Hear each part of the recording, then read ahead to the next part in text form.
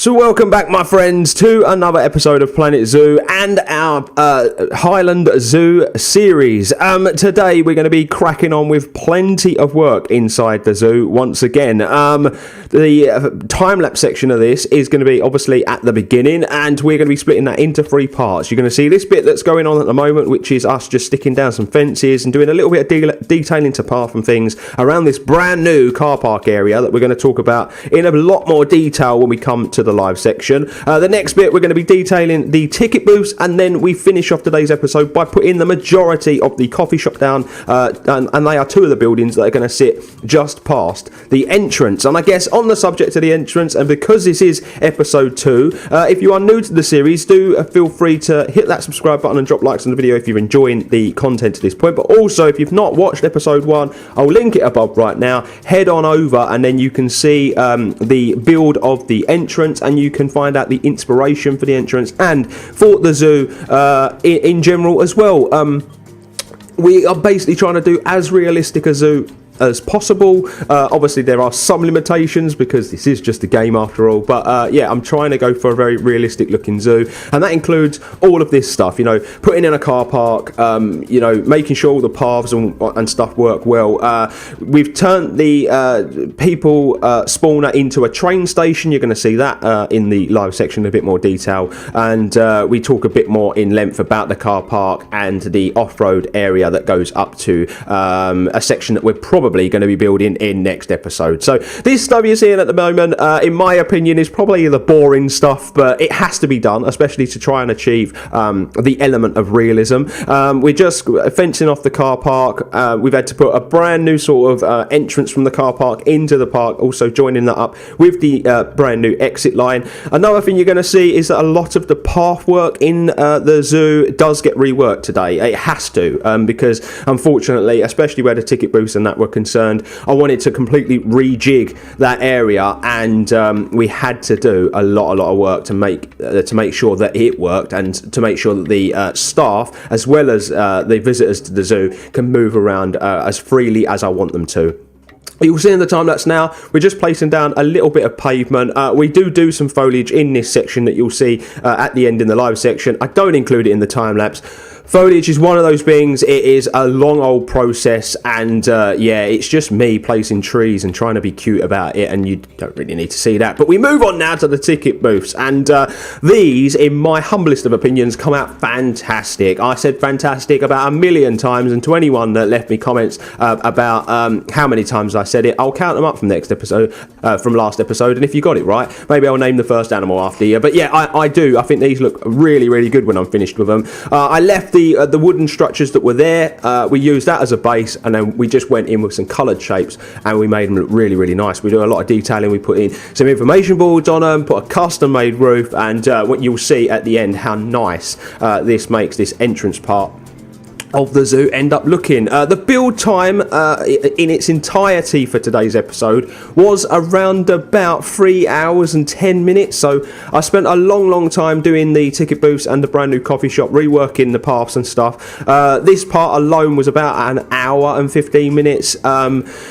And I had to try and cut it down. So once again, apologies if you find in the build style a little erratic, and the fact that I've had to chop it up quite a lot, but there was, you know, 4 hours of footage at the end of the day that I needed to try and condense down into a sort of 30 odd minute episode. It's going to be a long one again today, ladies and gents. I apologise for that if it's not your thing, but I kind of get the feeling that these sort of first 2 or 3 episodes, that's going to be the case, because the early planning in the zoo is really important. We want to make sure that the visitors can move around freely, that we have got everything in the right place. I'm trying to put in staff only sections as well, which you're going to see in the live section of today's episode as well. So we want it to just feel as realistic as possible. We want all the movement for all the staff and visitors to be brilliant, and we want to make sure that we are sectioning off certain areas. So, you know, we've got the entrance. To the right is going to be the ticket booth. To the left is going to be a quick early coffee shop. Inside the entrance, we've also got the information desk and the toilets. So I think there's quite a nice little blend of things there at the beginning, inside the early stage to the park. We make sure that the path runs so that it forces the people through into the entrance and then down and out, basically, and through the ticket booth, so then they come in the zoo that way. I do realise that unfortunately, we're not going to be able to prevent the visitors when we open the zoo from going up the exit road that you're going to see in the live section. But that's just one of those things. If I can find a way that we can restrict that, I will try. But obviously, if they're coming to the zoo and they want to see a certain animal and that's the quickest route, unfortunately, with the way the game works, that's just the path that they are going to take. But we can discuss that when we come to it. So you just to touch upon what you're watching in the live section.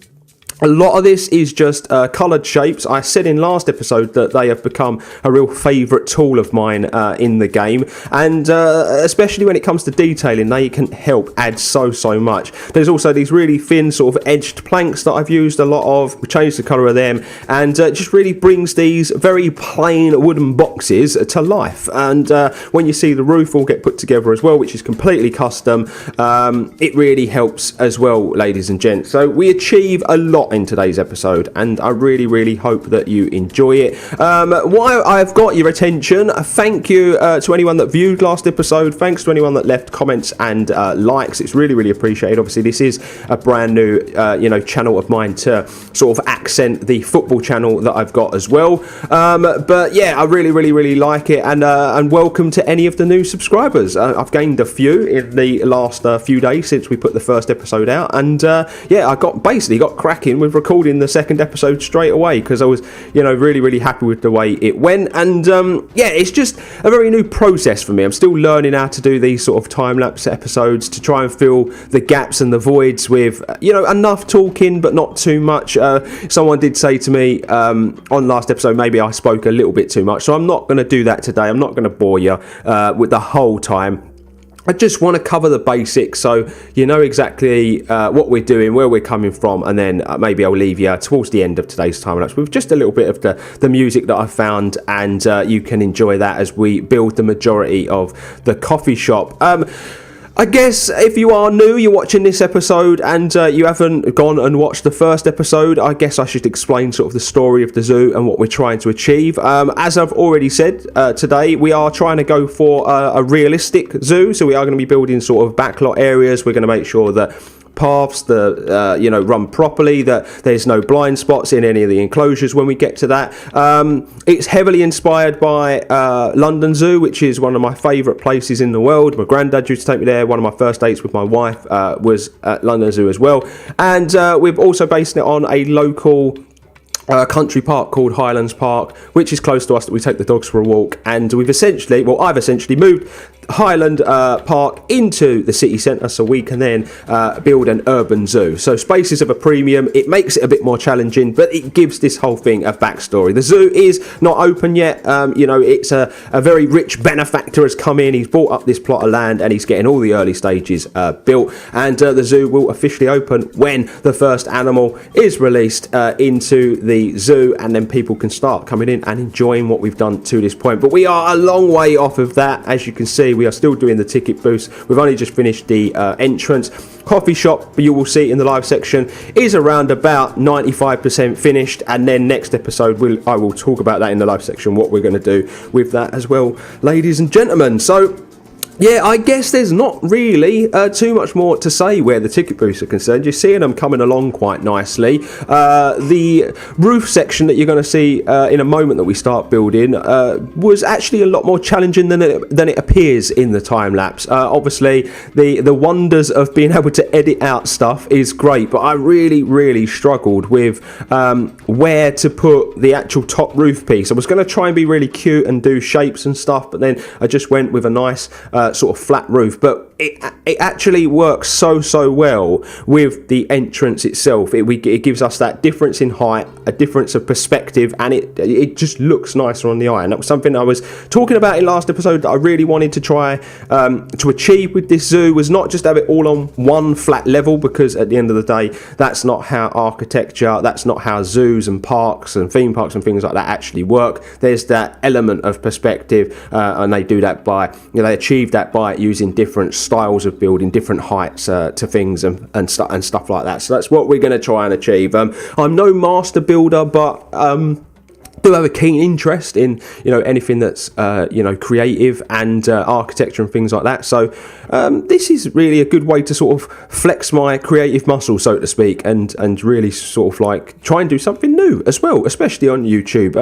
I feel like as far as editing and creating football content is concerned, I've kind of got it down. I know what I'm doing. But with this, it's very, very new experience. But even just the sort of 2 episodes in, an experience that I'm enjoying very, very much. And I hope that you guys are enjoying it at home. But yeah, we're just putting on these little roof trim pieces now, just using these little wooden edges, which have become a bit of a favourite of mine. I'm still a bit critical of the lack of detail pieces in the game for me. We have to kind of make the most of things that you wouldn't ordinarily use, to detail buildings. But it's one of those things, you have to just make the most of what you make the best of, I guess I should say, of what we're given. But yeah, it would be nice to have a little bit more. And we now, ladies and gents, are coming towards the end of the ticket booth area. And I know that because we are now cracking on with making this roof that I've been talking about. Now, it is just a flat roof. And this, again, the ticket booths are inspired, but not copied by that of the ticket booths at London Zoo. The roof is very different, and I haven't gone with any signage or anything on that. On the subject of signage, so like potentially creating a sign for the entrance to the zoo, here's something for you to let me for you guys to let me know. Do you think it would be best suited to sit it on top of the entrance on the roof as you come in, or do you think as you come through the entrance, just where the ticket booths are, you're going to see in the live section where the path curves round? Do you think it would be nice next to the coffee shop? Obviously, wait until you get to the live section so you can view it properly. But let me know where you think maybe the best place would be for the name of the zoo and the sign that I potentially want to try and create for when the guests enter. All your feedback is going to be really listened to. I want you guys to feel like you are as big a part of this as I am doing it on my own. I want you guys to be deciding things like the animals that we go with and things like that, and I don't want this to just be a project on my own, although I'm going for trying to go for the ultra realism sort of element to the game. I am still open to suggestion, and if you think that a certain themed building would look good in a certain area, or if you think that a certain animal would work better in one place than the other, you do let me know, and obviously I will listen to your suggestions and we can go from there. Let's go back to the time-lapse. So you're going to see that the roof is coming along very, very nicely. We're almost finished with the roof now. It's stuff like this. I think rectangles, squares, they're easy to make, but you want to detail them. You want to try and make them look interesting. And I think that I definitely managed to achieve that by using some of the pieces that we've got. This is sort of the style I want to try and go with throughout the zoo, but I understand that there's going to be certain areas where we're going to want to theme stuff. I want to try and save all the African animals because I have this idea of doing an Into Africa part of the zoo. So it's going to be quite heavily themed, but at the same time keeping the essence of the English style that we're trying to do. There's going to be still going to be the Victorian walls and edges and old pieces of the zoo that couldn't be removed that were on the land. But at the same time trying to bring in this modern feel and theming certain buildings and things like that. So the first animal in the zoo isn't going to be an African animal because I'm trying to save as many of those as possible for the Into Africa sort of zone in the zoo. So yeah, we're going to need to try and find something that's a little bit more generic, maybe something that's only from one part of the world that we know we can't place anywhere else. It's going to be quite difficult, but we're probably not going to be having to worry about that until episode 4 of this series, which some people might be sad to hear that you're not going to see any animals before the 4th episode, but like I've already said in today's episode, lots of planning has to be done and lots of planning has to be put in place before we can even think about that, because I want to make sure that the realism's there, the movement in the park's good, and we've covered all the bases before we put an animal in. The last thing I want to do is be placing animals down and we don't have a vet, or we don't have quarantine, or we don't have any of this stuff sorted out in the zoo in case animals get sick or we can't meet their needs. The animals have to come first, and so we have to get all of these little pieces put in place, and want to make sure that the guests can find everything as well. We're coming sort of towards the end of the entrance planning now. We're going to come to the coffee shop. I'm going to explain the coffee shop a little bit to you guys, what I want to achieve with it, and then after that I guess we can just enjoy the rest of the time lapse. I make some custom, I make some custom sort of like framing for these information boards that we place on the ticket offices, and I just think these add a lovely piece of detail. A lot of fannying about where this is concerned to try and get all the sizes right, to make sure that it looks nice, to make sure it matches up with the ticket booth. But I think that what we managed to achieve at the end of it is top drawer, in my opinion. And again, it just adds something. I've been saying, it's all well and good, putting the buildings in place, some square buildings, some rectangle buildings, but if you don't add the detail, then you're not adding any character, and it is just a bunch of squares all thrown together, and you're hoping that it looks like what you want it to look like. So you do need the detail. It's a bit of a backwards way of doing this. You're going to see that I put some pieces in place, I move it there, and then really what I should have done is just built it all away from the building, because I have to pull it away in the end to duplicate it, so that I've got 2 on this building, 2 on the next one. And it was just a really poor way of doing it. But then again, we come back to my erratic building style and my need to do things in a bit of a backwards way. I guess this is something I will learn as I continue to make this sort of stuff for YouTube, that I do need to change my building style ever so slightly to try and achieve things a bit more quicker. Again, this is going to be another 36 minute episode, and I was saying last time that I want to get them down to 25 minutes. At the moment, I almost think that's impossible for me to do because of the way I build, but I'm sure there's someone out there that enjoys watching me and the way that I put things together. Very new to this scene, and this is what I was talking about. Look, I have to pull it away from the building to then mess around with a few pieces, then duplicate it, and then push it back. And I duplicate this like an idiot twice, and then realise, I've got to put this on the building before I can duplicate it to make sure that they go in at the same spot. It's just... This is me, my backwards way of thinking. It is what it is. It's just the way the cookie crumbles where I'm concerned, unfortunately. But they do end up looking very, very nice. I'm sure you would all agree. I don't like the curved edge on that, and so I wanted to get rid of it and make it look a bit more sort of blocky and a bit more sort of man-made, I guess you could say. And we definitely achieved that. We move on now. We put a little door in place here. Use a little concrete block to put the step in. We put a door in. I'm going to probably end up mentioning this again in the time lapse, in the live section of today's video, because I forget a lot of the stuff that I say. But let me know if you think this needs anything more, this piece of wall here, because it just gets left wooden, and I'm not sure if it needs colour. We come to the coffee shop now, and you're going to see destruction. I destroy the entire thing and we completely rework it. We move the ATM out of the way. The ATM and some fencing gets done. It's not on the time lapse because I just thought it was a bit of a waste of time to show you that. But that gets moved out of the way and brought back, put somewhere completely different, and we rework this. I remove all the path. We put that little power slot inside the coffee shop. We brick it off, we wall it off. It's quite a clever little way of doing that so you can hide it, but it's still close enough so that it can service all the buildings. And the new shape that we come up with is far more interesting, I should say, than what we first had. For me, joining up to the entrance just wasn't needed, and so what I've done is I've taken it away from the entrance, and instead we filled that gap with some fencing, and it's a staff only path now, so the staff can get from the entrance and from the ticket booths to the staff area and the backstage lot where all the other buildings are really easily. And it really achieves its purpose and what I wanted it to do by building it this way. I had to rework all the path in the entrance because it was all over the place as a result of having to delete the buildings and put them back in the way I wanted to, but the path for me ends up working a lot better, and you're going to see that in the live section. We fill all this in, we put a little staff area, staff path here, we cover that up in the end. I use some floor pieces, sink them down really low, because I really don't like the Planko logo on the path. I think it's a little tacky and it doesn't look that great. I just think that the new coffee shop, you're going to see it come together, ladies and gents, just achieves a far more better look for the area. But I'm actually going to stop talking now. I've spoken for nearly 20 odd minutes of today's episode. I don't think you need to hear from me anymore, so enjoy the rest of the time lapse, and we will be back at the end, ladies and gents, to talk over what we've achieved today and what we hope to achieve next episode.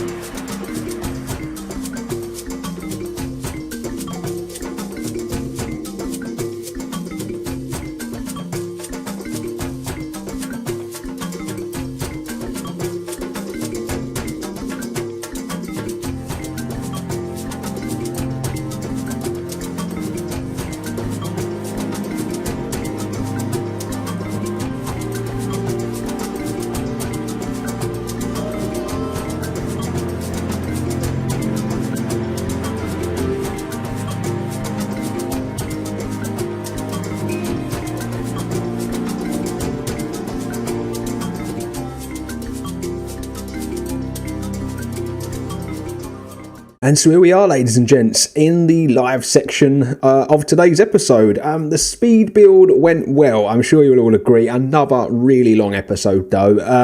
There's so much to do in the early stages that it's hard to keep the time down. But basically I just thought we'd come in, have a little live section, take a quick look at what we've managed to achieve today, and then talk about what I want to do next episode. Because really, you know, this is Planet Zoo. We do want to be getting some animals in the park eventually, but there's so much work to do in the early stages. But a very, very quick look at stuff I did between last episode and this one as well. Obviously we jumped straight into the time lapse and I didn't have a chance to show you guys that. So first and foremost, all of this is now finished now. I've done all of the planting at the front. We've just got to put some trim on the top here. It did take some time. It's a lot of fannying around to try and get these nice curves. The entrance is all finished. We've got the little lean-to at the front. I'm still toying with whether or not to put plants on there, but let me know in the comment section what below what you think potentially this needs, but it's all detailed inside. It's all completely finished now. Do you remember me saying I was going to turn this into a notice board? We've managed to do that. I've put trim all around the edges. We've decorated all of this, and it looks, I personally think it looks fantastic. All of this is done. Something else that you didn't see, but you would have seen me putting in the fences, is this little area that's now been mapped out. Now, essentially what this is going to be is, this is a car park. This is an access route for the staff only. So say a new animal was to come to the park, they've obviously got to find a way in, and this is the access, and then here is going to be sort of like a backlot area where all of the staff facilities are, quarantine area, vets and all that sort of stuff. There was a lot of stuff that I made off camera between last episode and this one, and a lot of that was to try and keep this episode down. It's already running very, very long, so I did a lot of stuff. So I made these fences off camera. There's a lot of pieces make up those. I made these fences, these like almost look like cast iron fences. There's 120 odd pieces to one of these. Look, 112 I should say, 112 pieces to just one of those fences. So they're quite piece heavy. All of this is coming together quite nicely. I will just show you this as well, a load of fences that I've made. So literally I can just come over here, I can pick one, take it to where I want it, copy and paste it and all that good stuff. I do need to do that with these just to make sure that I don't lose them, because these are all custom built as well. But yeah, it's all going very, very well. So a quick look at what we've managed to achieve today.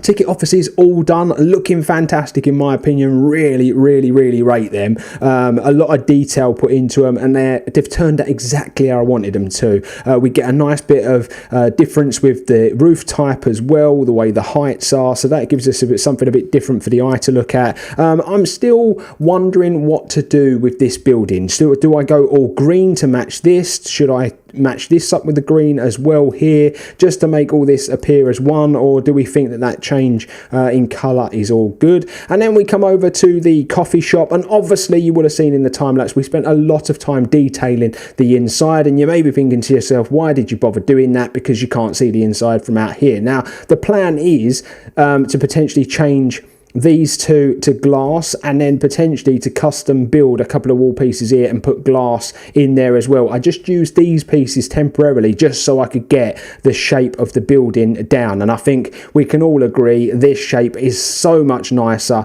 than what we had before. If you're wondering what this little piece is here, because this wasn't involved in the time lapse, essentially this is going to be a staff route only. So we are going to be building a fence here and a fence here. We relocated the cash machines, ATMs in here. They look slightly different now because we don't need the queue path in and that, but I think that's quite a nice little spot for them to live. And then obviously we'll have the staff route, and the reason I've done that is because it'll be easy for the staff to get from the entrance out the back to the staff room and to all of this early backstage area. Obviously we're going to need more than one of these in the zoo, but this is going to be the first of many. I do hope you've enjoyed today's episode. There was a lot of stuff done, ladies and gents. Also, I should bring to your attention the crossings come along quite nicely. Custom milled pylons. This scowl isn't to my taste, but it looks good. It does what we wanted it to do, and there's plenty to do. But yeah, I really do hope you've enjoyed today's episode, my friends. It's coming along quite nicely. It's looking really good as well, and from bird's eye view, we've started to plan out potentially where the route to the zoos are going to go. The first animal that we put in is going to go in here, but that unfortunately is going to have to wait until episode 4. And the reason I say that, ladies and gents, is because next episode I really want to get the backlot area done, potentially do some of the detailing on this building if I don't do it off cam, and also get this wall put in here, so then the front is completely finished and we are then ready to throw in our first animal. Now, I said it last episode, my friends, do let me know in the comment section below if you've got any ideas you'd like to see me incorporate into the zoo, and do let me know in the comment section below the first animal you'd like to see in the zoo. Try and keep it quite generic, because I want to save all of the animals that are from certain continents, like all the African animals. I'd like to save all of them because I want to do an Into Africa zone. So to do something a bit more generic if you can, that we can put in there, as a placeholder, as the first animal in our zoo. Still plenty of work to do. I think we've come a long way already, even in these first 2 episodes, and I really hope you are enjoying the journey, my friends. But it is time to sign out, so do all that good stuff that people do on YouTube. Hit the subscribe button if you like the look of the content and the channel. Drop a like on this video if you've enjoyed it. As I've already said, get involved in that comment section below. It really is appreciated by your boy